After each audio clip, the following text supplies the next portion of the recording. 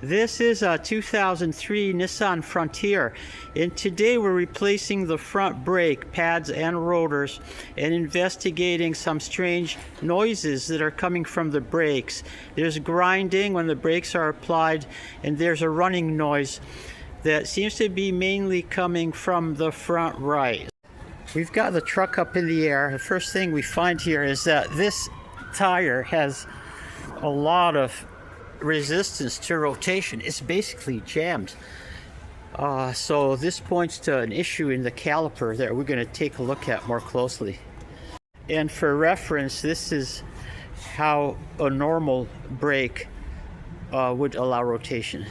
So the first thing we notice here is that the pad's friction surface is completely gone, and we now have literally metal on metal between the rotor and the backing of the pad. First thing I'm doing here is using this brake retraction tool to test for the mobility of these pistons, and they seem fine. They're just showing normal resistance, normal pressure. So our suspicion that the caliper was seized is incorrect. So using this tool, I've retracted the pistons completely, and they went all the way back without any resistance, and now they're ready for installation of new brake pads. But before we do that, we're gonna replace this heavily damaged rotor, and replacing this rotor is requires a special procedure for removal that I'm going to show you. So to get the rotor off, we have to remove this carrier, and this carrier is held by two massive bolts. They have 22mm head, and they're pretty high torque, so you will need a cheater bar to use with your socket wrench, most likely, to get these two bolts out that you can see here. So now with everything off, I'm able to verify that this rotor is spinning freely, so it's not an issue with the bearing. So before I remove these 6 bolts that are all 14mm, I'm gonna pop this cover of the bearing off, and I can see where it's been popped off before, and I can use this little screwdriver and just like tap it gently to get behind here and pry this cover off. So right here is the bearing cover that's been pried off, and this is what's behind it. We've got 2 little Phillips head screws that need to come off, and then we'll remove that race.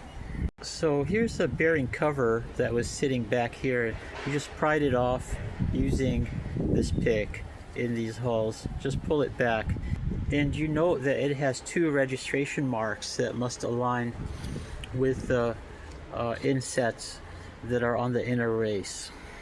So to get this retainer out, we have a homemade tool here that has 2 dowels that fit right into the holes of the retainer, and using this is very easy to just turn this and remove it. It's not set to very high torque.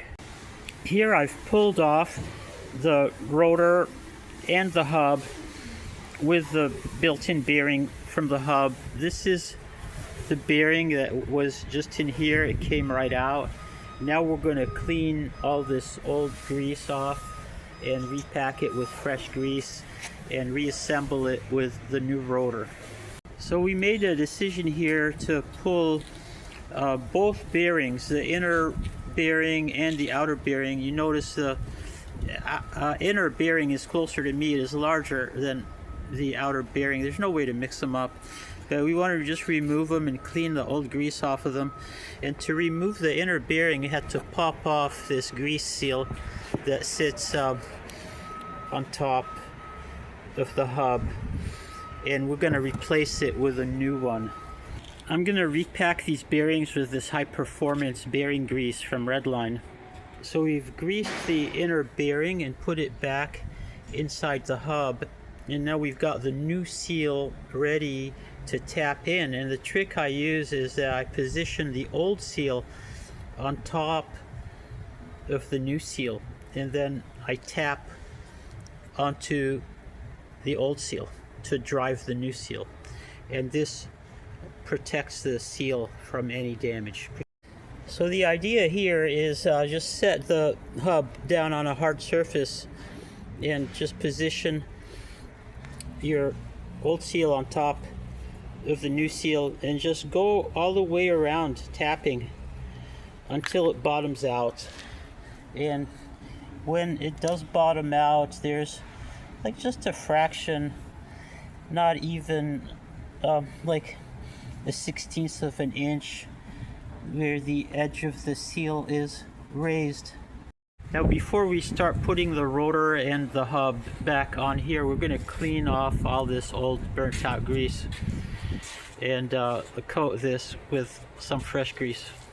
Now, these are the new rotors. Here's the part number. I'll include a link for it. These PowerStop Evolution coated rotors are just fantastic rotors. I've used them in all kinds of applications, from Toyota to BMW, and they work just fine. We set the rotor on a couple of blocks of wood, and we're just going to put the hub right through on top of the rotor, match up the holes to bolt it on. Now we're reassembling the hub with the rotor, and you want to be very careful not to cross thread these bolts. So just make sure that they are turning very lightly. They may be too tight to turn with your fingers. Some of them you will turn with your fingers. If you cannot turn with your fingers, just use a socket wrench, but very lightly, and make sure that you are not cross threading. We've got the assembly bolts all snug. They're not torqued to their final torque, but now we're just going to take this bearing and push it in here. And then we're going to slide the entire assembly back onto the axle. We slipped the assembly right onto the axle stub, and now the next step is to put the threaded retainer back on here, and we can start it by hand and then tighten it using our homemade tool. So now the next step is to rotate the hub assembly back and forth while you progressively tighten up the retainer that's threaded onto the stub. So you do those two things at the same time. So now the torque for this retainer ring here is just 13 inch-pounds, which is hardly anything. It's just basically a little bit of hand pressure that you use in order to set the retainer ring, and that's all. Now the outer retainer ring is back on, and what we had to do is to turn the inner ring just ever so slightly forward so that these holes line up with the threaded holes on the inner retainer. The final step is to get these two Phillips head screws back in. You can use a number 2 screwdriver for that. Finally, we got this cover back on. So just grease it up lightly, put it in position, and then tap it with a rubber mallet until it sits flush. Now finally, to torque these assembly bolts, they're M10 bolts. I don't have the specification, but generally this will take about 40 foot-pounds, and I do use a torque wrench to get them evenly torqued all the way around.